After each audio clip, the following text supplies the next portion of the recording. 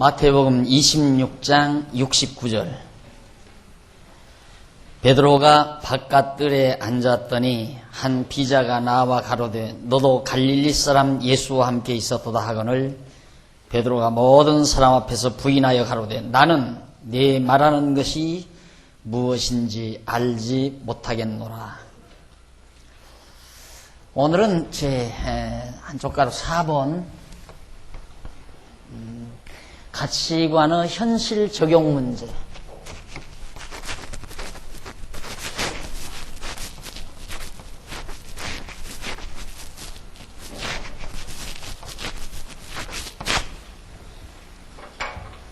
기독교 가치관, 만약에 어떤 기독교 가치관이 있다면 그 가치관이 정말 현실 속에 구체적으로 적용할 수 있는가 없는가 하는 문제죠. 이게 굉장히 이제 실제 우리의 삶의 굉장한 중요한 부분, 핵심이라고 해도 과언이 아니죠. 결국 우리 인간은 동물과는 다르게 어떤 가치 추구를 하는 존재인데, 안 그래? 인간은 동물과 달리 가치 추구를 하는데, 물론 동물 세계에도 그 나름의 가치 추구가 있습니다. 예를 들면 큰 맹수가 먹거리를 찾을 때 저쪽에는 맛없는 동물이 돌아다니고 이쪽에는 맛 좋고 좋은 동물이 먹거리가 돌아다닌다면 맹수도 나쁜 먹거리를 찾는 게 아니라 좋은 먹거리를 쫓아 찾게 되죠. 그런 류의 어떤 가치 추구는 하지만 우리 인간들처럼 구체적인 어떤 사상적, 의미적 그런 내용이 담겨있는 가치 추구는 인간만이 할 수 있는 거죠. 그렇다면 우리가 어떤 가치 정립을 했다, 가치관을 정립을 했다 했을 때 그 가치관을 정립하고 그것이 우리가 현실 삶 속에서 구체화시킬 수 있는가 없는가, 하나의 관념적으로 자기가 그 가치관을 가지고 있으면서 관념 세계에서만 가지고 있다가 그냥 실현도 하지 못하고 그냥 죽어가는 것이 인간인가 하는 문제죠. 그래서 인간은 이 땅 위에 살아가면서 꾸준하게 제기되는 것이, 우리는 내가 환경을 지배하고 살 것이냐, 인간이 환경의 지배를 당하며 살 거냐 하는 문제에 대한 골똘한 고민을 누구나가 인간은 하게 되죠. 그래서 이제 결국 그런 문제가 깨끗이 정리가 되지 않으면 그냥 대부분은 현실에 그냥 휩쓸려 사는, 마치 물고기가 지느러미를 가지고 헤엄쳐서 의외로 맑은 물을 찾아서 달리다가 지치고 힘없으면 나중에는 지느러미 없이 그냥 흐르는 물에 떠내려가는, 그때는 벌써 기진맥진한 상태죠. 그렇게 흐르는 물에 떠내려가며 살 건가? 그렇지 않으면 아무리 세찬물이 흘러도 지느러미를 마음껏 휘저어서 내가 목표하는 아름다운 정상을 향하여 맑은 물이 있는 그곳을 향해서 가야 하는가 하는 이런 문제에 많은 사람들은 골똘히 고민하게 됩니다. 그런 문제를 지금 우리가 취급하는, 서론적으로 지금 취급하는 거죠. 가치관 논의에 있어서 형성된 가치관을 현실에 적용하는 문제가 제기되죠. 자연히. 이 문제는 인간이라면 누구나 한 번쯤은 고민하고 괴로워하게 되죠. 내가 타협을 해야 하나? 그렇지 않으면 내 주관과 의지대로 내가 견뎌내야 하는가? 이거에 대한 고민은 일평생 살면서 계속 하게 됩니다.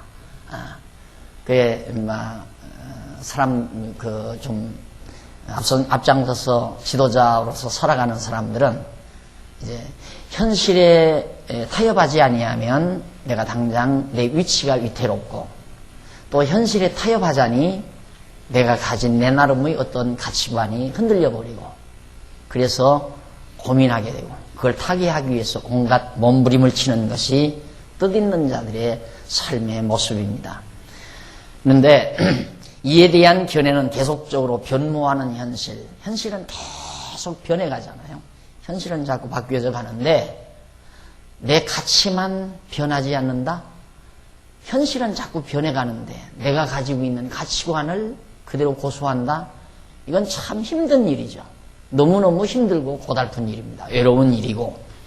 그래서 이 변모하는 현실에 따라서 내 가치관을 수정해야 한다는 주장, 아니면 형성된 가치관에 의하여 현실을 변혁시켜 나가야 한다는 주장, 이 두 가지 주장이 있죠. 인간은 자꾸 현실이 변모해 가니까 변해져 가는 현실에 적응하기 위해서는 내 가치관도 변해야 된다.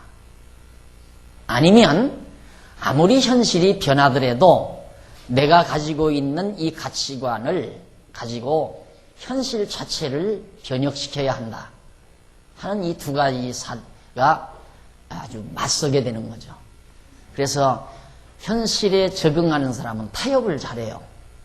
그래서 여러분 저는 좀 늦게 들어가도 가능만 하면 심야 토론은 대부분 그냥 봅니다. 심야 토론 대부분 보는데 그 심야 토론 보면서도 바로 그거, 요즘은 정치 토론 많이 하잖아요. 타협해야 된다. 타협. 이런 얘기하고, 타협이 됩니까? 타협은 이제 서로 이권이 맞물려 있을 때 서로 조정하자 이거죠. 그래서 어떤 중간 노선을 택하자. 이런 생각을 가지는데, 그 타협하려면 팽팽히 맞서야 돼요. 팽팽히. 다섯 사람 이게 팽팽히. 이 민주주의 원칙에서 숫자가 이기는 거 아니겠어요? 그러면 숫자가 똑같아야 타협이 들어서지, 숫자가 조금만 많으면 필요 없어요. 이기는데 뭐 하려고 타협해요? 네. 그러니까 우리가 들어보면 이론적으로는 그럴듯하지만 언제나 타협을 주장하는 사람은 누가 주장하냐면 힘약한 사람이 주장해요. 힘약한 사람이. 너들 그렇게 힘으로 밀어붙이지 말고 좀 타협하자. 그러나 힘 강한 사람은 타협을 절대 원하잖아요. 우리 힘 가지고 하겠다 얘기죠. 네. 어떻게 팽팽하게 맞서는 힘이란 그렇게 쉽지 않잖아요. 정치세계에서 예를 들어 여야가 국회의원이 150명씩 딱 맞서게 되면 이게 이제 서로 타협할 수밖에 없죠. 뭐 하나를 결의하려면 협력이 안 되니까. 그러나 일상이 어떻게 그렇게 됩니까? 잘 안 되죠. 그러면 결국은 이제 분쟁이 일어나게 되고 강자가 자꾸 올라서게 되고, 세상이란 바로 그런 거 아닙니까? 그럼 강자가 계속 강자 노릇한다고 해서 강자가 이기느냐? 강자가 계속 강한 힘만 주장하면 또 강자가 망해요. 요즘은 미국 내에서도 미국은 머지않아 망한다 그러잖아요. 미국은 머지않아 망한다. 네, 요즘에 이제 밝게 드러나죠. 제가 처음에 이라크 전쟁이 일어났을 때, 그 이라크 전쟁은 결국 유대인들이 배후에서 조종한 거다. 근데 정확하게 좀 그게 탄로나잖아요. 유대인들을 위한 전쟁이었다. 미국이 유대인 편을 안 들고는 안 되리만큼 세상이 지금 돼 있는 거거든요. 그러니까 미국은 드러난 세력이고 밖으로 드러나지 아니하는 무서운 세력, 굉장히 강력한 세력이 지금 덮여져 있는 거죠. 그 감추어져 있는 그 세력의 힘 앞에 미국이 지금 조종당하고 있다는 거. 그러니까 그걸 보는 미래학자들은 미국은 망한다. 아주 강력한 힘을 가지고 세계제패의 꿈을 안지만 그걸 용납할 사람은 아무도 없죠. 그러니까 사실 이런 면에서 우리가 그러면 어떻게 살아야 옳다는 얘기냐? 그러면 정말 타협하며 살아야 되느냐? 그렇지 않으면 내가 가지고 있는 주관에 의해서 비록 거꾸로질 망정 끝까지 이 자기 주관을 관철하면서 살아야 되는가? 이것이 우리의 삶의 자태를 규정하는 중요한 하나의 해결이죠. 그래서 이런 문제는 가치관을 정립하는 데 있어서 문제로 제기되는 가장 중요한 문제 중에 하나입니다. 그래서 그걸 보면 그러니까 전자란 뭐냐면 형성된 가치관에 의해서 현실을 변혁시키는 게 아니라 현실에 따라서 내 가치관을 바꾸어가는, 현실에 적응하고 현실과 타협하고 사는 삶, 그것이 바로 누구의 주장이냐면 인간의 본능적 욕구에 근거하며 주관적 방법으로 형성된 가변성을 지닌 가치관을 가지고 있는 그런 자들의 주장입니다. 그러니까 가치관을 만들어가는 데 있어서 인간의 본능적 욕구에 바탕을 두고 이제 이루어가자는 가치관을 형성해 놓은 주관적인 가변성 가치관, 가변성인 변질될 수 있는 가치관. 그러니까 이 시대에는 이게 좋아서 그걸 하고 저 시대에는 이게 좋아서 그걸 하고 그런 상대적이고 가변적인 가치관을 지닌 사람은 10번도 100번도 타협해야죠. 현실에 자기가 완전히 적응하기 위해서는 자기 자신을 버리고 자기 자신의 주관을 버리고 그 시대에 알맞는 그 시대에 적합한 가치관으로 다시 바꾸어 내야 된다 이 말이에요. 그러니까 그런 사람들은 현실에 적응하며 살아라. 되게 오래 산 어른들의 말을 들으면 어른들의 말을 교훈을 받으면 그겁니다. 얘야 너무 고집 부리지 말고 되는 대로 살아라 이렇게 얘기해요. 너무 욕심 부리지 말고 되는 대로 살아라. 왜? 살아보니까 고집 부리고 살아봤댔자 손해만 온다 이거예요. 주변 상황은 지금 엄청나게 큰 물줄기가 흐르는데 조그마한 지느러미로 그 물줄기를 헤친다는 건 나만 손해나는 일이고 나만 힘드는 일이다 이거예요. 그러니까 그냥 되는 대로 욕심 부리지 말고 살라. 이 어른들이 대부분 살아온 어른들이 젊은이들에게 가르치는 내용이죠. 그러나 생각 있는 사람은 어디 그래요? 그게 아니고 후자는 어떤 사람이냐면 인간의 이성적 신지식, 이성적으로 하나님을 아는 지식에 근거해서 객관적 방법으로 형성한 불변성을 가진 가치관, 불변성을 지닌 가치관을 가지고 있는 자들은 바로 현실을 변혁시켜 나가야 된다. 왜요? 내가 변할 수 없는 절대 불변의 가치관에 의해서 그걸 현실 속에 실현해야 한다. 이 말이에요. 현실에 적용시켜야 된다. 그러려면 내가 가지고 있는 가치관에 의해서 현실을 바꾸어 가야 된다. 바꾸어 가야 된다. 그래서 니체가 바로 인간의 자율 의지를 통하여 인간이 목표하는 바 유토피아 세계를, 지상낙원, 이상세계를 이 땅 위에 넉넉히 이룰 수 있다. 우리는 신에게 의존하지 말고 신은 이미 죽었으니까 우리 인간의 의지력으로 이 땅에 정말 신이 만들어 놓은 천국을 가려고 하지 말고 우리 인간의 힘으로 이 땅 위에 모든 인류가 평화롭게 질병이 없이 기아도 없이 서로 사랑이 꽃피워지는 아름다운 이상 세계를 우리가 이루자 이거예요. 이룰 수 있다. 또 그렇게 해야 한다. 이것이 이제 니체의 주장이었습니다. 여기에 현대인들이 다 말려든 거예요. 그렇다. 그럼 그것과 비슷한 거 아니에요? 우리는 우리가 가지고 있는 가치관에 의해서 현실을 바꾸자라고 한다면. 자, 그래서 이런 것들이 우리 가치론을 정립하는 데 있어서 해결이 돼야 된다 이 말이죠. 이런 문제들이. 그러기 위해서 우리는 가치론을 배우게 되는 겁니다. 이론을 펴게 되는 거고요. 그래서 가치관을 변모하는 현실에 따라 수정해야 하는가, 내 가치관을 자꾸 변모해가는 현실에 따라 바꾸어야 하는가, 그렇지 않으면 내가 가지고 있는 가치관에 의해서 현실을 변혁시켜야 하는가 하는 그런 문제가 자연스럽게 우리의 삶 속에서 제기됩니다. 이에 대한 해답을 얻으려는 것이 바로 기독교 가치론이다. 출애굽기 32장 1절로 4절에 보면 이런 내용이 있어요. 아론이 백성의 요구에 따라서 금송아지를 만들죠. 자, 모세가 이스라엘 1000만 인군을 이끌고 홍해바다를 건넜어요. 자, 뒤에 문 좀 닫지 좀 거슬리네요. 문을 닫냐?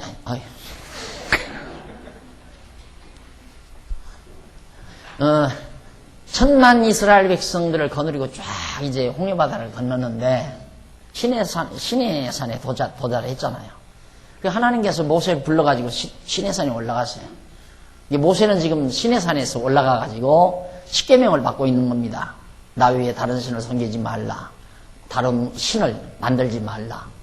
여호와의 이름을 망령되이 일컫지 말라. 이런 등등의 십계명을 받고 있는데 아론이 밑에 시내산 밑에 남아있단 말입니다. 남아있어가지고 거기 보면 1절을 보십시다.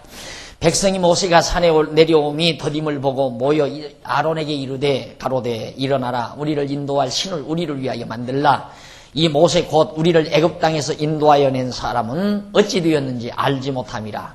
아론이 그들에게 이르되 너희 아내와 자녀의 귀의 금고리를 빼어 내게로 가져오라.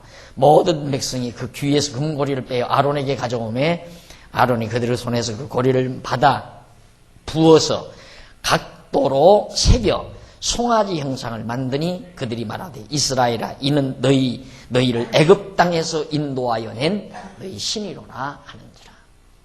제2인자거든요. 아론은 제2인자. 1인자는 이제 모세고. 근데 모세 1인자는 하나님의 부름을 받아 시내산에 지금 하나님의 말씀 계명을 받느라고 한 40일 동안 산에 있었단 말입니다. 그러니까 안 내려오잖아요. 근데 백성은 지금 시내산 밑에 쭉 천만 이스라엘 백성들이 지금 머물러 있고요. 그러니까 지도자가 산에 올라가서 안 내려오니까 백성들은 죽었나? 야, 그럼 이거 어떡하느냐? 이거 우리는 누구를 믿고 산다는 얘기냐? 우리가 의지할 거 도대체 뭐냐? 우리는 지금 모세를 의지하고 여기가 나왔는데, 그리고 모세가 뭐 하나님 찾고 하나님 여호와의 이름 찾고 그래서 이렇게 나왔는데 우리가 어떤 이제는 누구를 의지하고 사느냐?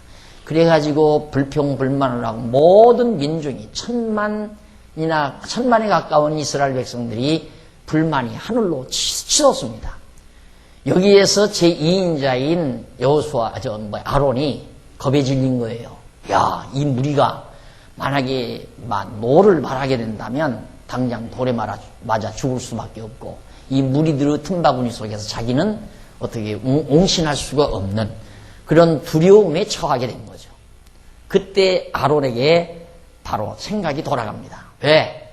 지금의 그 현실, 모세가 있었을 당시의 현실과 모세가 없을 때의 현실은 확 달라졌다 이 말이에요. 모세와 함께 있었을 때는 제2인자로서 백성들의 모든 존경과 백성들의 추앙을 받으면서 아론이 군림했지만은 모세가 없어지고 나니까 백성들이 아론에게 막 불만과 불평이 터져 나오면서 잘짓 잘못하면 군중에게 맞아주게 생겼다 이 말이에요. 그러니까 아론이 그 현실에 적응해서 너희들 가지고 있는 모든 금붙이 가져와라. 그래서 뭐 귀걸이, 목걸이, 팔걸이 다 가지고 옵니다. 그 금을 가지고 녹여가지고 금송아지를 만들어요. 금송아지를 이제 이렇게 새겨가지고 만들어서 딱 놓고 이것이 우리를 애굽 땅에서 건져낸 우리의 실이다 라고 아론이 제시해 줍니다. 그것이 현실에 대한 적응이죠. 타협하는 겁니다. 아론이 그거 모르겠습니까? 이게 아니라는 거 알죠? 여호와 하나님만이 우리를 애굽에서 인도하여 낸 하나님이라는 거 다 모세를 통해서 다 배워왔고 6월절 절기를 통해서도 다 배워왔고 다 알았는데 이미 모세가 없어진 상태에서는 아론은 자기가 가지고 있는 그 가치관을 다 뒤로 해버리고 현실과 타협하지 않을 수 없는 이것이 아론의 처지였습니다. 그렇다면 정말 우리는 가치관을 그때그때 따라서 바꾸며 아론처럼 바꾸며 살아야 되는가? 이것이 문제 아니에요? 그렇잖아요. 제일 괴로운 게 그거거든요. 제일 괴로운 것이 내가 해서는 안 될 일을 내가 했다. 할 수 없이 주변의 어떤 환경에 의해서 내가 위기를 느끼는 상태에서 정말 자기 자신의 양심을 속이고 행동하는 행위. 그것처럼 인간의 괴로운 일이 어디 있습니까? 아론이 그렇게 했어요. 문제가 되잖아요. 그러면 이렇게 살아야 되나? 이 문제 아니냐 이 말이에요. 이래도 되나? 이게 바로 이래도 되는가? 문제가 되잖아요. 뿐만 아니에요. 아까 제가 읽어드렸던 마태복음 26장 69절로부터 70절에 보면 베드로가 모든 사람 앞에서 예수를 부인합니다. 베드로가 예수님 따라다닐 때 예수님이 십자가에 못 박혀 죽기 이전에 내가 이제 간다. 예수님이 죽으실 것에 대한 말씀을 하니까 베드로가 뭐라고 그러냐면 주여 어디로 가시나이까? 주께서 절대 갈 수 없습니다. 나는 죽을지언정 주를 따르겠습니다. 그러면서 예수를 끝까지 따른다고 단단히 각오를 했습니다. 그러니까 그 당시에 베드로의 가치는 예수 그리스도였습니다. 그리스도였습니다. 죽음을 내대고 그리스도를 따르겠다. 죽을지언정 따르겠습니다. 그런데 예수가 정말 원치 않게 베드로의 생각으로 보기에는 원치 않게 십자가에 못 박히기 위해서 끌려가죠. 붙들려 갑니다. 그때 그 모습을 본 베드로는 예수님 살아생전에 붙들리기 이전에 가졌던 가치관이 바뀌게 되죠. 왜? 현실이 그게 아니니까. 이미 예수는 너무너무 초라한 자가 되어버렸어요. 죽기 이전에는, 붙잡히기 이전에는 굉장히 크게 보였는데 붙들리고 보니까 너무너무 초라한 거예요. 그래서 베드로에게 있어서 가치관의 변화가 옵니다. 그래가지고 죽을지언정 따르겠다고 하는 자가 너도 예수를 따른 자 아니냐? 옆에 있는 비자 하나가 그렇게 얘기하니까 당신 뭐하는 얘기요? 정신 있어 없어? 나는 그런 사람 알지도 못합니다. 하고 부인해버리는 베드로. 이것이 실상 우리네들의 삶 속에 어떤 모습으로든지 계속 부딪혀온다 이거예요. 그런 문제들이. 그러면 그렇게 베드로가 그렇게 산 것은 현실 적용. 그러니까 내가 가지고 있는 가치를 현실에 따라서 그때그때 따라서 변질시키며 사는 삶이죠. 그러니까 환경에 지배받고 사는 삶이라 이 말입니다. 그럼 인간은 그 시대에 주어진 환경에 지배를 받고 살아야 되는가? 그렇지 않으면 적어도 내가 환경을 지배하면서 환경을 바꾸면서 살아야 하는가 하는 것이 우리의 문제라 말입니다.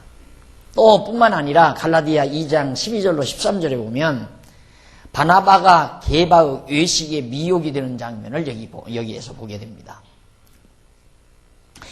야고보에게서 온 어떤 이들이 이르기 전에 게바가 이방인과 함께 먹다가 저희가 오매 그가 할례자들을 두려워하여 떠나 물러가매 남은 유대인들도 저와 같이 외식함으로 바나바도 저희의 외식에 유혹되었느니라. 무슨 얘기냐면 게바가 베드로거든요. 야고보에게서 온 어떤 이들이 이르기 전에 베드로가 이방인과 함께 먹었어요. 이방인들하고 음식을 같이 먹었단 말입니다. 이게 유대인들로서는 있을 수 없는 일이거든요. 먹어서는 안 돼요. 그런데 왜 먹었느냐면 게바가 이제 뭐 예수님 오시고 뭐 이방인하고 같이 먹으면 어떠느냐. 예수님도 사케오, 세리의 사케오와 함께 식사도 하시고 그러니까 뭐가 다르냐. 또 예수님이 십자가 연박에 죽으셨다 부활 승천하셨기 때문에 상관없다.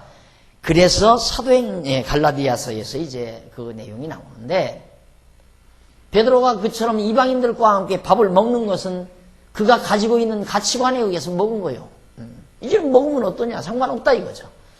그런데 누가 왔느냐면 야고보에게서 어떤 자들이 왔어요. 왔는데 그가 할례자를 두려워하여 그러니까 어떤 자들 온 자들은 누구냐면 할례를 받은 자예요. 이방인이 아니란 말입니다. 이 할례 받은 자들이 턱 나타나니까 베드로가 이거 봐라. 내가 지금 저 사람들이 볼 때 날들어 내가 참 못된 사람이다. 어떻게 할례 받지 아니한 이방 사람들하고 밥을 먹을 수 있나? 이러고 나를 혹시 지적할는지 모른다. 이래가지고 베드로가 두려웠어요.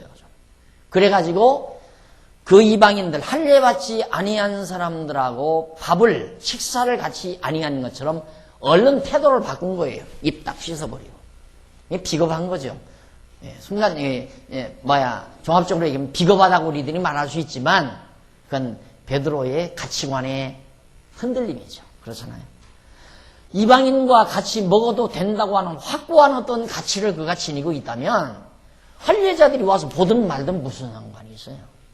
그런데 할례자들 앞에서는 자기가 할례자인 척 하려고 하고 이방인들 앞에서는 또 이방인하고 같이 밥을 먹음으로 그럴듯하게 보여지려고 하고 그러니까 그 환경에 맞게 베드로가 이렇게 요동치는 그것 때문에 나머지 유대인들 다른 유대인들도 베드로가 하는 대로 다 외식을 하는 거예요. 밥을 같이 안 먹은 척하고.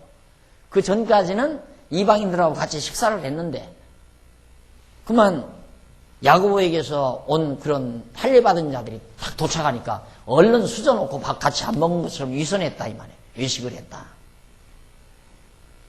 그때 바나바 역시도 저희의 외식이 유혹을 받아버려요. 바나바는 그래도 나는 그래도 그대로 지켜야지. 근데 많은 사람들이 그렇게 외식을 하니까 자기도 그만 따라서 안 먹은 척하고 외식했다 이 말이에요. 자, 이것이 우리네들의 실제 삶인데, 예를 들면 예를 들어 우리 장로님 중에 어떤 분이 그냥 어디 꽃놀이 좀 가가지고 친구들하고 소주 한 잔 더 걸치고 있다 이 말이에요. 그럼 걸치고 있는 그런 정도는 장로님들 제가들 소주 한 잔 먹었다고 해서 지옥 가는 건 아니잖아요. 그 먹고 안 먹는 것이 우리에게는 큰 문제는 아니거든요. 그걸 먹고 이제 실수하고 그런 데서 이제 자기에게 마이너스가 되는 거죠. 그래서 안 먹는 거죠. 근데 먹고 있는데 어떤 권사님이 거기에 딱 나타난 거야. 얼른 술잔 성 밑에다 딱 놓고, 그러니까 옆에 앉았던 집사도 따라서 얼른 집어넣고, 그런 격이에요. 지금 똑같이 그런 격이라 이 말이에요. 그러면 정말 그렇게 현실에 적응하며 살아야 되는가? 그렇지 않으면 자기가 가지고 있는 가치관 그대로 현실을 바꾸며 살아야 되는가? 이것이 바로 우리 가치론 정립에 있어서 반드시 해결해야 될 문제 중에 하나다 하는 얘기예요. 그래서 지금까지 서론적으로 4가지 문제를 제시했습니다. 가치관 형성의 원리 문제하고, 그 다음 방법 문제하고, 그 다음 또 하나는 형성, 맞죠?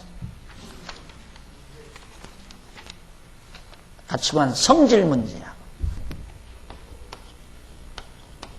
그 1, 2, 3, 이게 4란 말입니다. 그러니까 가치관 형성, 원리 문제, 방법 문제, 그 성질에 관한 문제, 적용의 문제, 현실에 적용하는 문제. 이 4가지 문제를 가치론에서는 반드시 해답을 주어야 한다. 이 해답을 주기 위해서 우리는 이제 본론에 들어가게 됩니다. 지금까지 서론으로 이 4가지 문제 제기를 해드린 겁니다.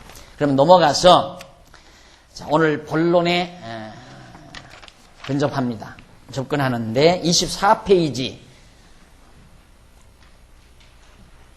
본론 로만 넘버 2 본론 기독교 가치론을 논함에 있어서 본론에서는 기독교 가치론의 전제를 비롯해서 우선 전제를 비롯해서 그 다음 가치 선택 방법 가치를 어떻게 선택 방법, 그 다음 2번째가 기독교 특징, 그 다음 그리고 가치의 현실 적용 이거 나오죠? 이거 현실 적용에 관하여 자세히 논하려고 합니다. 그러니까 이 전제에서 원리 문제가 해결이 돼요. 그러니까 가치관 형성의 전제, 가치관 정립에 있어서의 전제, 가치론으로 전제에 있어서 원리가 해결이 되고, 그 다음 선택 방법 문제 논리에서 바로 이 방법에 대한 문제가, 그 다음 특징에 대한 설명에서 성질에 관한 해답이 떨어지고, 그 다음에 현실 적용 문제는 이 4번째 여기에서 해석이 됩니다. 해답이 나옵니다. 그러니까 문제를 제기하고 그 문제에 대한 해답을 본론에서, 이 문제 제기는 서론이고 이것은 본론입니다. 그래서 이 4가지 해답을 하나하나 정리해 가도록 하겠습니다. 그럼 먼저 가치론의 전제에 대한 내용인데요. 가치론의 전제라는 것은 기독교 가치론의 결론에 이르기 위하여 설정하는 명제를 말합니다. 가치론의 해답을 얻어가는 데 있어서 바로 미리 설정되고 있는 명제들, 그걸 전제라고 그래요. 다시 말하면 기독교 가치론의 근본 명제를 일컫는 말인데, 그와 같은 명제로서의 전제는 근본적인 전제와 지엽적인 전제로 구분이 됩니다. 이거죠. 근본적 전제, 그 다음 지엽적 전제.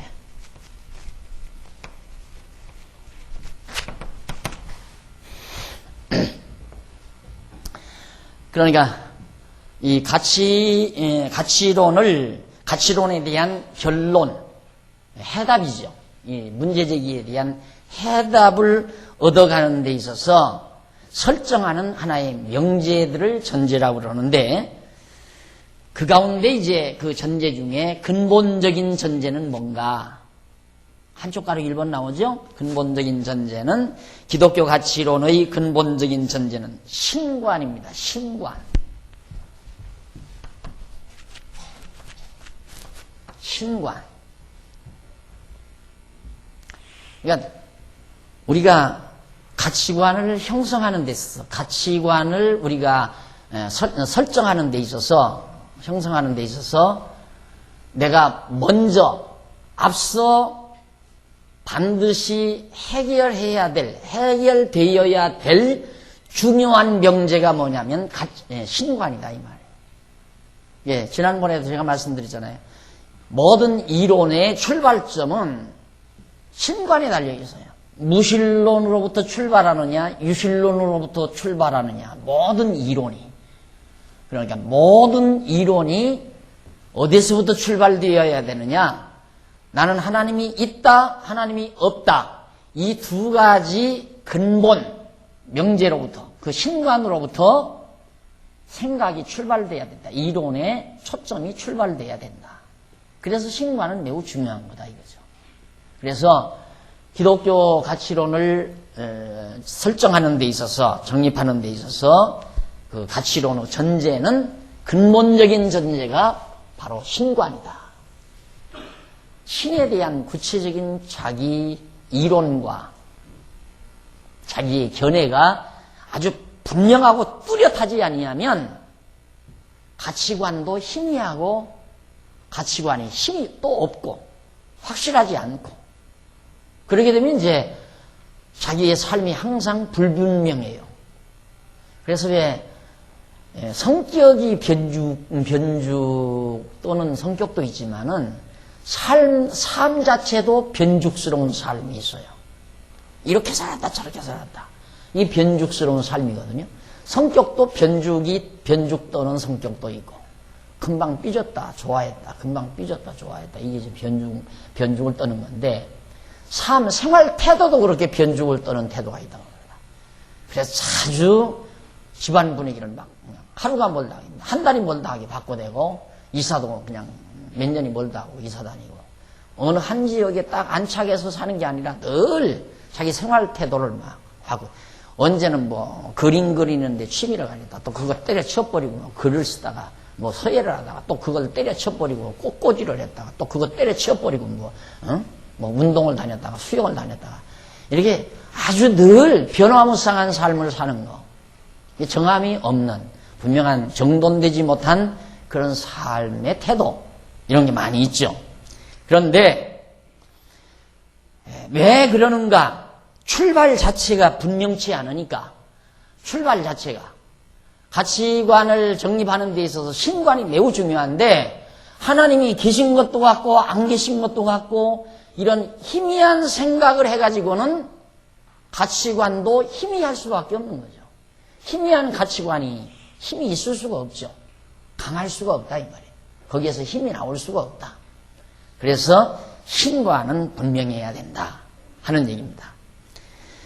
그래, 다시 말하면 기독교 가치론의 근본 명제를 일컫는 말인데, 그와 같은 명제로서의 전제는 근본적인 전제와 지엽적인 전제로 분류되고, 그 근본적인 전제는 한쪽 가로 1번 신관인데, 기독교는 신이신 하나님을 경외하는 것을 본문으로 삼는 종교죠, 기독교란. 그리고 그 하나님을 모든 것을 근본이 되시는 분으로 알고 믿는 종교입니다. 그래서 기독교의 재반 진리에 대한 내용은 근본적으로 신관으로부터 출발된다. 모든 학문의 전제가, 근본적인 전제가 신관이에요. 모든 학문의 근본적인 전제가. 그러니까 여러분 지금 제가 쓴 이 가치론도 그러지만 제가 집필한 모든 서적들이 어떤 학자들의, 일반적인 학자들의 어떤 그 틀을 인용하지를 않죠. 인용한 게 없죠. 순수하게 그냥 성경의 원리 속에서 뽑아 나온 겁니다. 그 말은 무슨 얘기냐면 신관에 전지하고 있다 이 말이에요. 요즘 이제 우리 연구위원들 되시는 목사님들이 그 물리가 터진 거예요. 그 물리가 딱 터져버리니까 성경에서의 신관이 분명하게 정립이 되니까 이제는 막 보이는 거예요. 역사도 보이고 물리도 보이고 무슨 막 철학도 보이고 무슨 학문도 보이고 해석학도 보이고 윤리학도 보이고 그렇게 보이니까 집필을 시작하는 거예요. 연구를 시작하고 집필을 할 수 있는 힘이 나오는 거고. 그러니까 이 신관만 뚜렷하면, 성경에 기초한 신관만 뚜렷하면 어떤 이론도 여기로부터 다 나오는 거다. 그렇다면 가치론에 대한 이론도 신관이 전제된다는 건 너무 당연한 거예요. 너무도 당연한 것이다. 그래서 바로 우리 기독교 가치론의 전제는 바로 신관이다 하는 얘기예요. 그러므로 신관은 기독교 가치론의 근본적인 전제가 되는 것이다. 따라서 하나님에 대한 정확하고 올바른 지식 없이는 기독교 가치관 정립은 불가능하죠. 기독교 가치관, 하나님에 대한 정확하고 분명한 지식이 없는데 어떻게 기독교 가치론을 우리가 정립할 수 있습니까?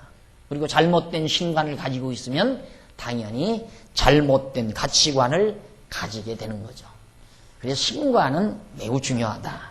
그런데 그 밑에 도표에 보면 신관 나오죠? 신관 해가지고 정리가 되는데 하나는 이방신과 기독교신, 이방신, 기독교신. 그리고 여기는 이제 이방신 구분이에요. 신에 대한 구분. 격유는 만유물, 이건 피조물이란 말입니다. 이방신은 피조물. 이것은 만유주, 만물의 주라 말이죠. 이건 만물 그 자체고, 이방신은 피조물이에요. 하나님의 피조물을 하나님으로 대칭하는 거고, 하나님은, 기독교신은 완전히 창조주신이고, 그래서 이것은 자연신, 이건 이제 바로 유일신, 여기는 바로 인과응보, 인과응보신, 여기는 절대주권,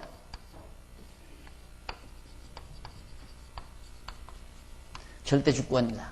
다르잖아요. 전혀 다르거든요. 그러니까 신관을 가지고 있기는 있는데 이방신관 사상을 가지고 있다.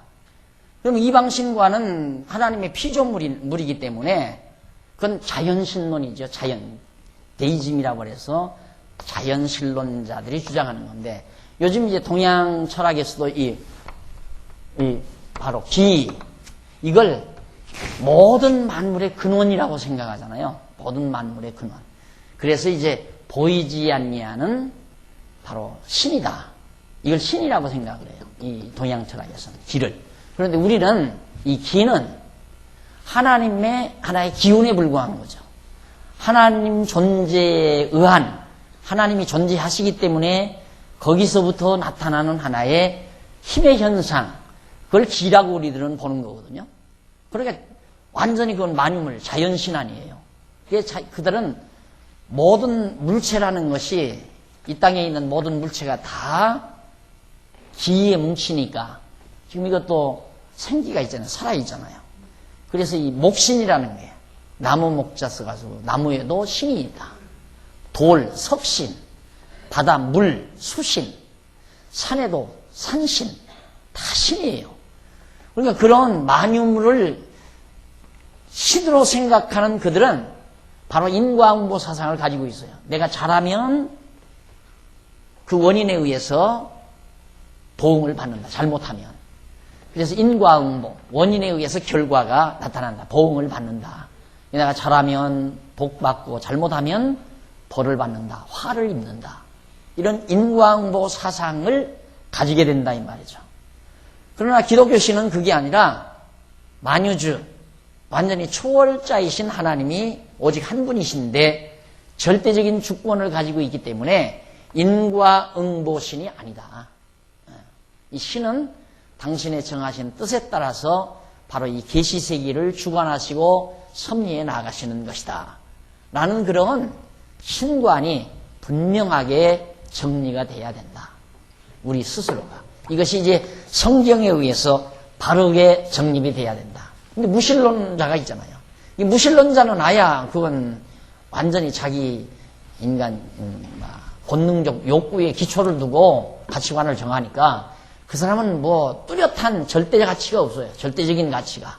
가난했을 때는 돈 버는 게 가치고 그 다음 내가 성공하고 싶으면 권력 얻는 게 가치고 성장하고 자기 발전해서 성공하는 것이 가치고 그때 따라서 그냥 가치를 가지고 자기 나름의 가치관을 가지고 대처하며 살면 되는 거니까.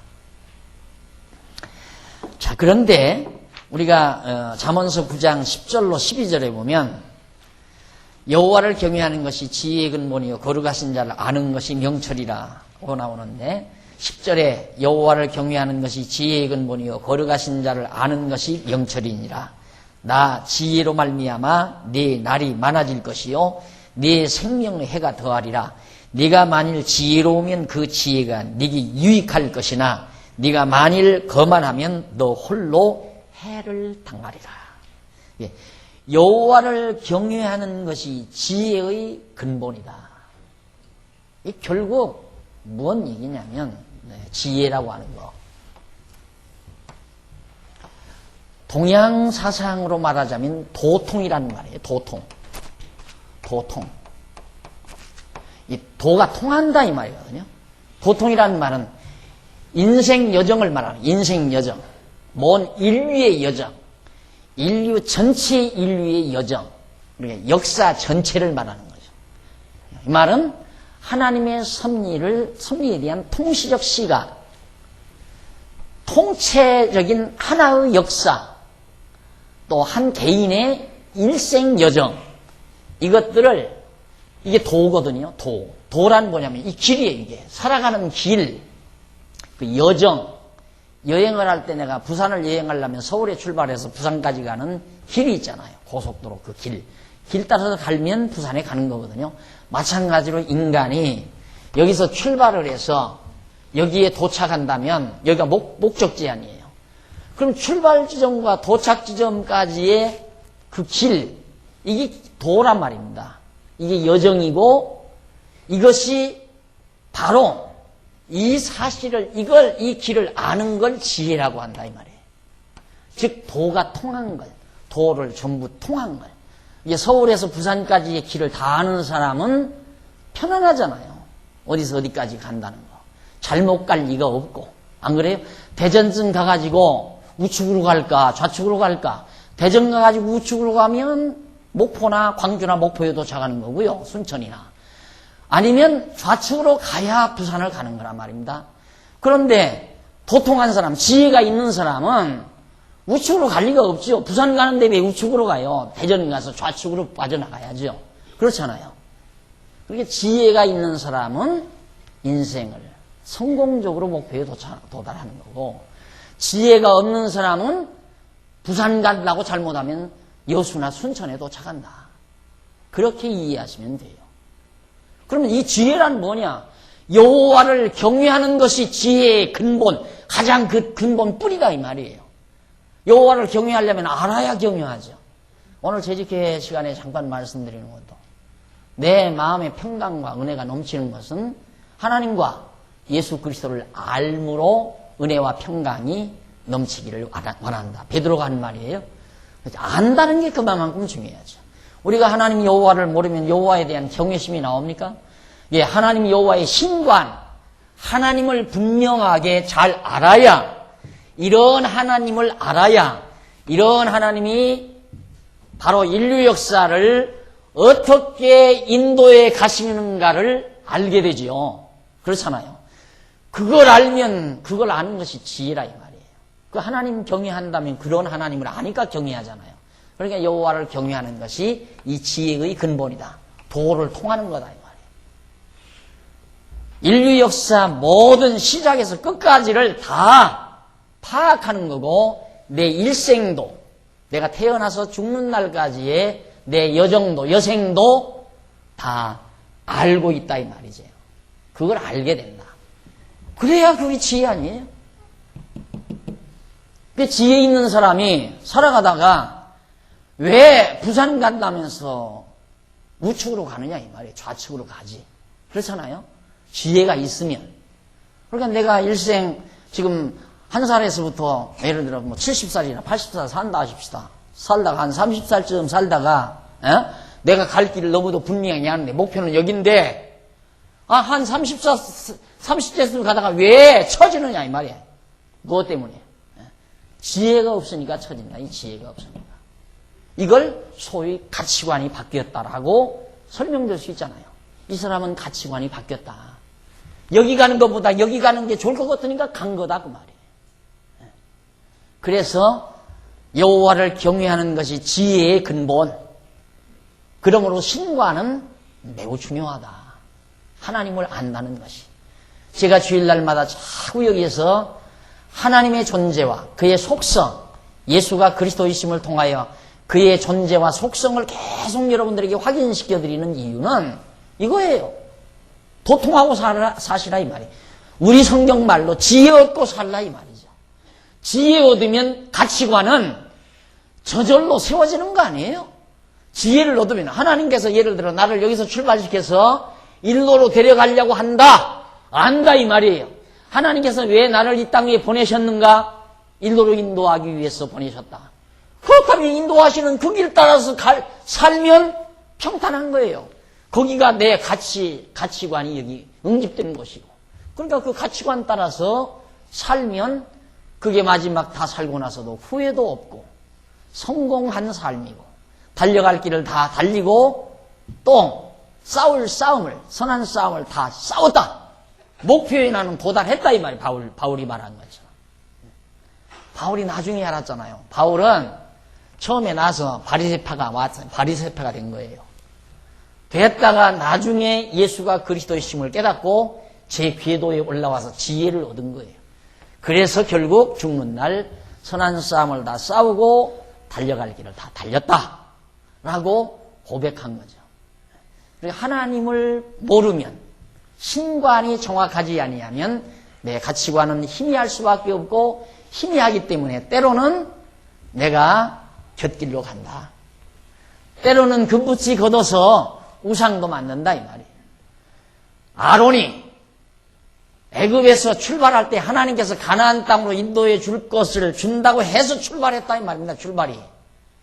그렇다면 시내산에 와서 아무리 모세가 지금 시내산에서 내려오지 않고 백성들이 아무리 아우성을 친다 하더라도 그가 가치관이 뚜렷했다면 자기가 가야 될 길이 분명하다면 여전히 하나님 여호와만 의지하고 백성들에게 여호와 의지해라.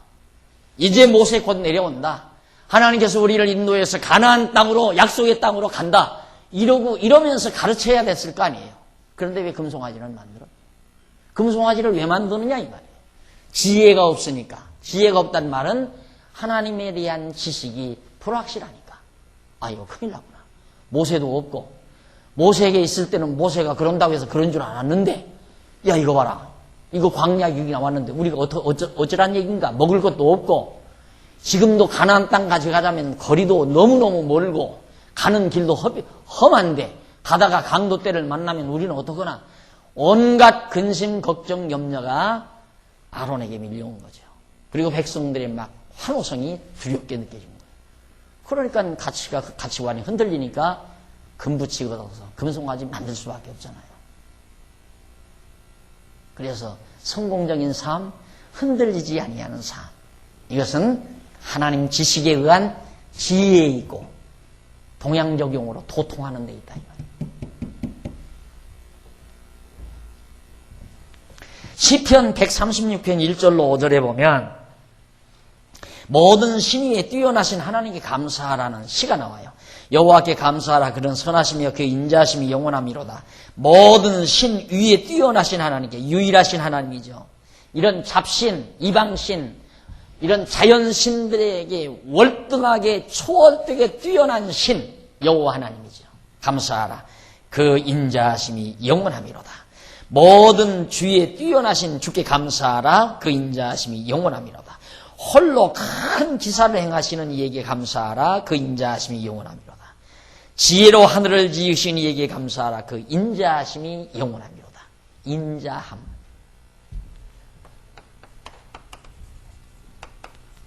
인자하심. 인자함. 이게 영원하다. 하나님의 사랑이죠. 사랑. 사랑이 영원하다. 그러면 이스라엘 백성 여기 출발시켰어요? 어떻게 하려고? 여기 가나안 땅에 도착시키려고. 너무 분명하잖아요. 하나님께 다 일러준 거예요. 모세야, 내가 너희 백성들을 애굽에서 탈출시켜 너희 조상과 약속한 가나안 땅으로 내가 인도해 주마. 네 백성을 이끌고 나가라. 그래서 홍해바다 걷는 거란 말입니다. 그럼 그때 이스라엘 백성들을 사랑했습니까? 그때 사랑했습니까? 아니에요. 그 이전 아브라함을 갈대아우르 에서 불러낼 때 벌써 사랑한 거예요.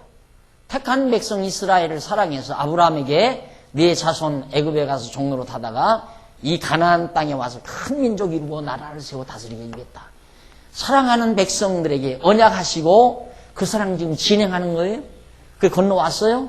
그럼 분명히 가나안 땅 도착하는 거죠. 영원하다 이 말이야. 변함이 없다. 하나님의 사랑은 절대, 인자하심은 영원하지. 마음 먹었다가 이때까지 함께 하다가 야 너들 우상 섬겨? 아이 필요 없어. 나 너들 상관없다. 이렇게 변질하거나 하나님의 뜻을 바꾸거나 우리를 미워하거나 그런 법이 없다 이 말이에요. 하나님의 사랑은 영원하다. 인자하심이 영원하다. 의심할 필요가 없다 이 말이에요. 사랑이 영원하면 의심할 이유가 없잖아요. 안 그래요? 무엇 때문에 의심해요?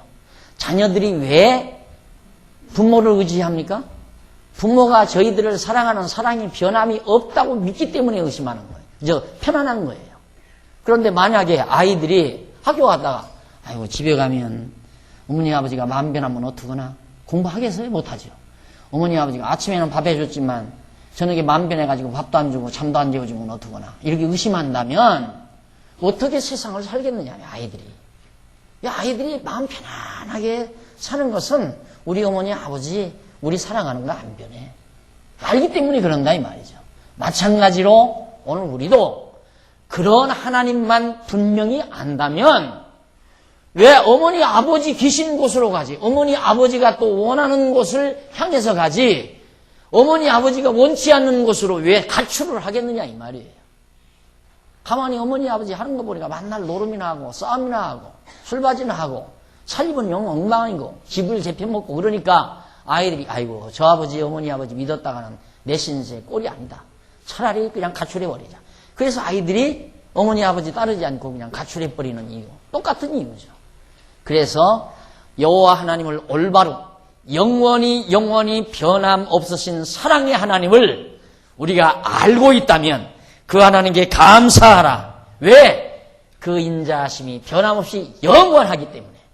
그런 하나님을 우리가 알아야 이제 이 제기된 이런 모든 문제들이 하나하나 다 풀려나가는 거예요. 이런 모든 문제가. 이게 안 믿어지면 여기에서부터 확실하게 신관이 정해지지 아니하면 이 문제가 다 꼬여드는 거예요. 이제 꼬여들어. 아론이 실수하듯이 베드로가 실수하듯이 예수님께서 분명히 베드로에게도 그 얘기했어요. 내가 내 위에 교회를 세우마. 분명하게 베드로야 내 위에 내가 교회를 세운다. 그렇다면 끝까지 예수님께서 베드로 버리지 않고 사랑한다는 얘기거든요. 그런데 왜 비자가 나타나 너 예수 따라다니는 사람이지 왜 그때만 안 변하느냐 이 말이에요. 안 믿어지니까. 그 예수 그리스도의 말씀이 믿어지지 아니하니까. 그건 믿어졌다면 그래 어쩌란 얘기냐. 나 예수님 따라다니는 내가 수제자다. 이렇게 할 수 있잖아요. 안 그래요? 그래 어쩌라는 얘기냐? 나 예수 따라다니던 수제자다 이 말이에요. 이렇게 왜 말 못했느냐 이 말이에요. 그건 가치관이 트릿했기 때문에 가치관이 흔들렸다 이 말이에요. 그래서 그런 정말 바보 같은 삶, 어리석은 삶을 베드로가 순간이나마 살게 되는 것이죠. 그러나 결국 하나님은 변함없이 베드로로 다시 불러서 그리스도의 제자를 삼고 복음을 위해서 살게 하고 나중에는 정말 너 예수 부활했단 말 하지 말라 그러니까 내가 하나님 말씀 듣는 게 옳으냐 너희 말 듣는 게 옳으냐 죽일 테면 죽이라 하고 나오잖아요. 그때는 이제 가치관이 제대로 서진 거예요. 쉽게 말하면. 잠언서 16장 1절로 4절에 보면 여호와께서 온갖 것을 그 시음에 적당하게 지으셨다라는 말이 나옵니다. 1절 마음의 경영은 사람에게 있어도 말의 응답은 여호와께로서 나느니라 그 말이에요. 이거 하나님을 알면 그런 신관 분명한 이렇게 모든 걸 절대적인 주권적인 능력을 가지고 모든 만사를 시작하실 때 끝을 정해놓고 섭리하시는 하나님을 알면 여기 나오잖아요. 마음의 경영은 사람에게 있어. 내 마음속에 어떤 경영, 계획은 우리 마음에 있지만은 내 계획대로 안 된다 그 말이에요. 이게 나오잖아요. 마음의 경영은 사람에게 있어도 말의 응답은 여호와께로서 나누니라. 말에 대한 응답, 결국 되어지는 일은 하나님의 뜻대로 정해지는 대로 되어진다 이 말이에요. 아무리 인간이 마음에 계획을 해도 필요 없다 이 말이에요. 그런데 우리는 내가 계획한 대로 안 되면 나는 실패자다. 그것 때문에 좌절하고 절망하잖아요. 다 이거 경험하거든요. 나 이렇게 해야 되겠다. 학생들도 나는 기어코 서울대를 가야 되겠다. 서울 의대를 가고 서울 법대를 가야 되겠다고 열심히 공부를 합니다. 그게 떨어지면 자살한다 이거예요. 왜? 하나님을 모르니까. 그 가치가 서울 법대 가는 것이 그 사람의 최대의 가치예요. 그래가지고 그게 안 되니까 실패자로 스스로 낙인 찍고 죽어버린다 이 말입니다. 그러나 하나님을 아는 자는 물론 마음으로 내가 서울법대 가서 내가 판검사가 돼야 되겠다 생각할 수 있어요? 계획할 수 있어요? 그러나 내가 계획됐다고 해서 되는 게 아니라 이 말이에요. 누구 마음대로 되는 거? 하나님 마음대로 된다 이 말이에요. 하나님 계획대로. 그걸 알면 안 되면 안 되는 것이 하나님의 뜻이죠. 온갖 것을 그 시험에 적당하게 하나님께서 다 하신다. 계속 읽어보세요. 사람의 행위가 자기 보기에는 모두 깨끗하여도 여호와는 심령을 감찰하시네. 인간의 중심, 속 중심을 감찰한다 이 말. 우리 인간은 행동을 보잖아요. 행위를 본다 이 말이에요. 제가 늘 강조하는 이런 데 다 얻은 지혜예요. 이렇게 성경 속에서. 여러분 교회 일을 목적으로 하지 마시라 이 말이에요. 일 자체를 목적으로 하면 안 된다. 다시 말해서 일이 목적이 아니라 성도와 성도끼리의 화목과 즐거움, 평강. 그 일을 통해서 즐거우면 하고 즐겁지 않으면 하지 말라 그 말이에요. 그런데 우리는 괴로워도 일을 해야 한다 이거야. 그 일이 목적인 거예요. 그러니까 나타나는 게 목적이지 나타나지 아니하는 우리의 내면 세계는 목적이 아니에요. 근데 바꾸라 이 말이에요. 그걸. 바꿔. 아무리 좋은 걸 많이 해놔도 내 마음이 괴로우면 무슨 필요가 있어요. 안 그래요? 이제 정신 차리고 한번 생각해 보십시오. 그런가 안 그런가? 아무리 엄청난 걸 많이 이루어 놨어도 내 마음에 평강이 없으면 아무것도 아니라 이 말이에요. 그래서 마음의 평강과는 절대 아무것으로도 바꾸지 말라. 그러니까 즐거우면 하라 이 말이에요. 즐거우면. 교회 모든 봉사도 즐거우면 하고 자기가 맡은 직분도 즐거우면 하고 안 즐거우면 빨리 왜 유선하느냐 이 말이에요. 하기도 싫은데 왜 하는 척하고 앉아있느냐 이 말이죠. 지금 누가 그런다는 얘기가 아니에요. 그러지 말라 이 말이에요. 회장도 하기 싫으면 빨리 내놔요. 그 왜 하기 싫은 회장을 또 회장님네 하고 맡느냐 이 말이에요. 집사도 하기 싫으면 빨리 내놓고, 권사도 그렇고 장로님도 마찬가지고 다 누구나 뭐든지 하기 싫으면 하지 말아야 돼요. 왜? 즐거워야지요. 사람이 하기 싫은 것 한다고 하는 것은 자기를 위장하는 일이고, 자기 하나가 위장함으로 남들이 얼마나 속는지 몰라요. 모든 사람을 속이는 행위란 말이에요. 그럼 그게 거짓된 행위, 어두운 사회가 되는 거 아니에요? 그러지 말고 밝게, 하기 싫으면 하지 말고, 하고 싶고 즐거우면 하라 이 말이죠. 즐겁게 일하는 모습이 얼마나 또 보기 좋습니까? 안 그래요? 즐겁게 일하는 모습이. 그러니까 생각을 바꿔야 돼요. 확 바꿔야 돼요. 그러니까 가치관이 어디에 있느냐? 일의 성취에 있느냐? 일하는 나 자신의 내면에 있느냐? 그게 선택 과정이에요. 그게. 바로 여기 선택 원리 나오잖아요. 선택 방법. 어떻게 선택할 거냐? 다 해결돼요. 여기에서 제기된, 서론에서 제기된 문제가 다 명확하게, 깨끗하게, 아주 200촉 전등 밑에서 밝혀지는 것을 아주 그냥 백백 명료하게, 깨끗하게 결론 딱 떨어져요.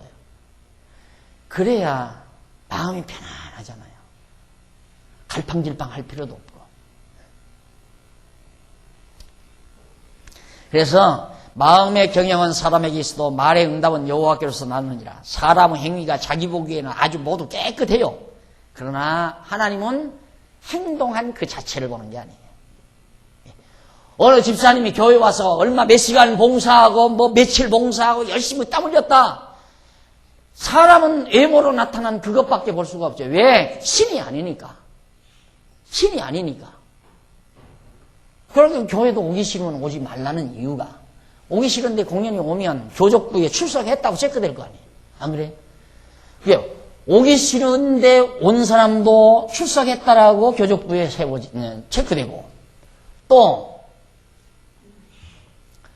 오고 싶은데 온 사람도 체크가 된다면 누군가가 하나 쏠리잖아요. 인간은 그래서 쏘는 거예요. 그냥 오기 싫으면 오지 말아야 돼요. 오지 말아야. 모든 게 다, 연보도 하기 싫으면 절대 하지 말아야 되고, 봉사도 하기 싫으면 절대 하지 말아야 되고. 왜? 하나님은 그 중심을 봐요. 즐겁게 했나를 보는 것이지 뭘 했느냐를 평가하지 않는다 이 말이에요. 뭐 했는가를 평가하는 게 아니라 어떻게 했는가를 평가한다 이 말이에요. 하나님께서는 우리 중심을 평가한다 이 말이죠. 그래서 바로 하나님 보시기에 모두 깨끗하여도 여호와 하나님 여호와는 우리의 심령을 감찰한다. 너희 행사를 여호와께 맡기라. 그리하면 너의 경영하는 것이 이루리라. 너무 간단하잖아요. 다 너 여기서 시작했느냐, 출발했느냐? 그냥 여호와께 딱 맡겨라 그 말이에요. 딱 맡겨라. 맡기고 하나님 아는 지식대로 살아가라 이 말이에요. 그러면 다 목적지에 다 도착해서 이루어진다 이 말이에요.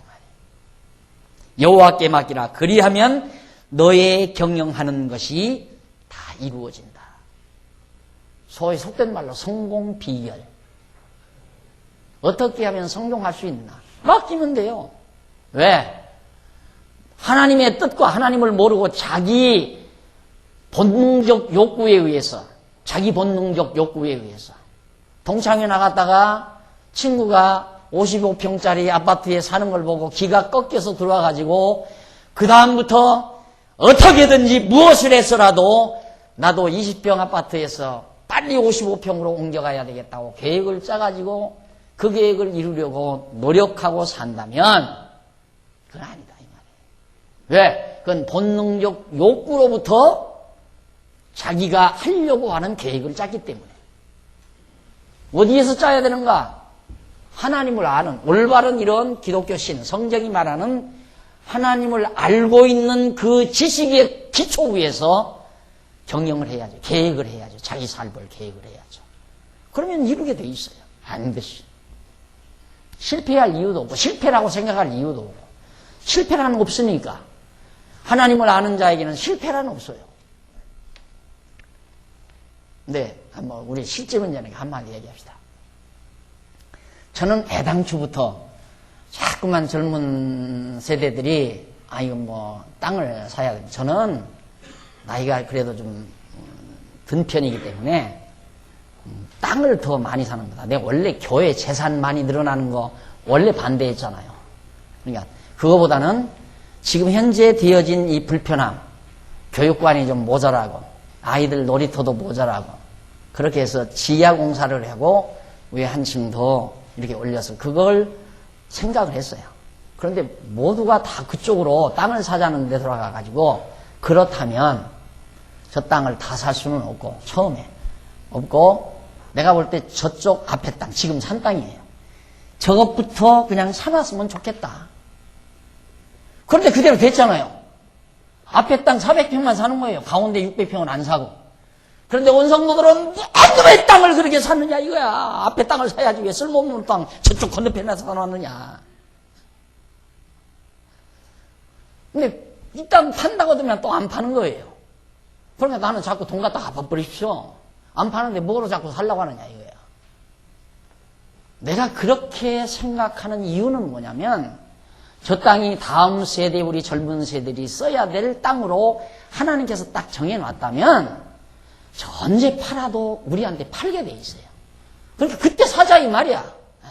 뭐로 안 살려고 하는데 팔라고 자꾸 하니까 100만 원 내라 그러다가 120만 원 내라 150만 원 내라 계속 쏘았어요.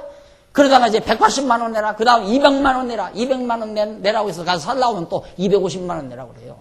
그래서 우리 안 산다고 돈 갚아버리니까 185만 원에 계약을 할 수 있을 것 같습니다. 아이 그만둬. 우리 안 살 거야. 뭘 욕심내느냐 이 말이에요. 욕심. 저쪽 걸 내가 사라고 한 이유는 저쪽 걸 사야 한다는 이유는 세상 사람들이 다 머리가 돌아가잖아요. 그러니까 저 땅 주인들이 다 담합만 해버리면 저 땅이 평당 4,500만 원 나가게 된다 이 말이죠. 그 머리를 왜 안 쓰겠어요? 그러니까 그 머리 못 쓰게 그것만 우리 힘에 적당하니까 우선 400평 딱 사놓으면 그렇게 못한다 이 말이에요. 그리고 우리 뭐 이제 여유 있을 때 하나님께서 우리 여유 줄 때 그 다음 가면 이제 저 땅 주인 와서 제발 좀 사가라고 그럴 거예요. 그때 편안하게 사자니까. 그런데 또 지금 저걸 안 사니까 연보 낸다고 약속한 사람들이 연보를 안 내요. 그러면서 날들어 또 이거 어떡하냐고 다. 그럼 날들어 또 돈 내라고 하란 얘기야? 지난번 2번 얘기했다가 얼마나 내가 혼침 났는데. 강요한 것도 아니에요. 우리 이러니까 우리 같이 협력해서 하십시다. 이랬는데 그거 목사님 변했다고 박 목사 변질했다고. 물론 사람이니까 변하겠지요. 변하기는 변하겠지만 주름살도 그전보다 많이 늘어나고 흰머리도 많이 났어요. 났는데 많이 변했죠. 근데 여러분 욕심 부릴 거 없어요. 그냥 하나님께서 저 땅 우리 후세대들이 이제 자라나는 후세대들이 뛰어놀 수 있는 운동장으로 마련이 되도록 하나님이 정해놨으면 천하 없어도 온다니. 이 땅 살 때도 그래서 이 땅 살 때도 우리 돈은 없는데 이걸 뭐 80만 원 내라 70만 원 평당 내라는 거예요. 아무리 계산해봐도 못 사겠구만. 그래서 한 사람 아무리 뒀죠. 자꾸. 그럼 70만 원 60만 원 계속 떨어져요. 그리고 570만 원에 샀잖아요. 56만 원에. 우리 땅 되려니까 사진 거예요. 하나님께서 정해놓은 땅이니까. 그렇게 사시라니까. 그게 하나님을 알고 사는 신앙이에요. 또 못 샀다고 해서 인생 실패하는 거예요? 저 땅 못 샀다고 해서 장안중앙에 실패한 겁니까? 우리 대치동에 그냥 있다고 해서 장안중앙교회 실패한 거 아니에요. 대치동에 그냥 창고 속에 그냥 있더라도 우리 교회에 담겨진 보화는 보화대로 있다 이 말이에요. 가치가 거기 있는데 안 그래요? 교회 살림만 그러는 게 아니라 가정 살림도 마찬가지예요. 가정 살림도 하나님께서 다 마련해 주시기로 된 것 같으면 다 되게끔 돼 있으니까 여기 나오는 대로 너희 행사를 여호와께 맡기라. 그리하면 너희 경영하는 것이 이루리라. 애굽에서 출발한 이스라엘 백성들 급기야 40년 만에 가나안 땅 도착하지 않았느냐 이 말이에요. 무엇 때문에 출발했어요? 무엇 때문에? 하나님께서 가나안 땅 준다니까 출발했다 이 말이에요. 여호와 의지하고 출발하니까 결국 가나안 땅 도착했잖아요. 이루어지게 돼 있어요. 하나님이 약속하신 언약하신 계획하신 뜻이 왜 안 이루어져요? 우리가 날마다 주일마다 공부하는 게 그건데 하나님의 뜻대로 다 이루어집니다. 그거 공부하잖아요. 벌써 왜 이렇게 시간이 빨리 가버렸어? 그만합시다. 다음 시간 하고.